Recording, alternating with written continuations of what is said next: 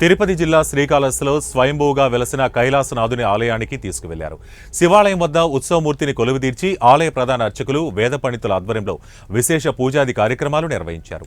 అనంతరం నందీశ్వరుని ధ్వజ పతాకంతో కూడిన ధవళ వస్త్రంతో కూడిన ధ్వజద్వారాన్ని భక్తులు శివనామ స్మరణలు చేస్తుండగా మంగళ వాయిద్యాలు, వేద మంత్రోచ్చరణల నడుమ ఓంకార నాదాలు, డమరుకాలు, శంఖారవం నడుమ ధ్వజారోహణం శాస్త్రోక్తంగా నిర్వహించారు. అనంతరం ధ్వజస్తంభానికి అభిషేక పూజలు చేసి దీపధూప నైవేద్యాలు నివేదించి పూర్ణాహారతులు వేదోక్తంగా సమర్పించారు. వందలాది మంది భక్తులు ధ్వజారోహణం తిలకించి ఆధ్యాత్మిక ఆనందంతో పరవశించారు.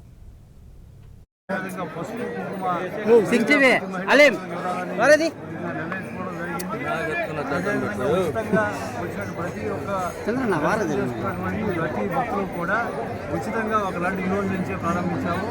బ్రహ్మోత్సవాలు కంప్లీట్ అయ్యే వరకు కూడా ప్రతి ఒక్కరికి వాటర్ బాటిల్స్ కాకుండా అందరికీ వాటర్ బాటిల్స్, అదేవిధంగా బటర్ మిల్క్, బిస్కెట్స్ అన్ని రకాల ఏర్పాట్లు కూడా పూర్తి స్థాయిలో చేయడం జరిగింది. అదేవిధంగా ఈ సంవత్సరం 50 రూపాయల టికెట్ క్యాన్సిల్ చేశాం. కంప్లీట్గా ఉచిత దర్శనము 200 టికెట్ అండ్ 500 టికెట్, ఆ 3 మాత్రమే ఉంటాయి. టికెట్ కూడా సంబంధించి అన్ని ఏర్పాట్లు విఐపీలకు సంబంధించి కూడా సామాన్య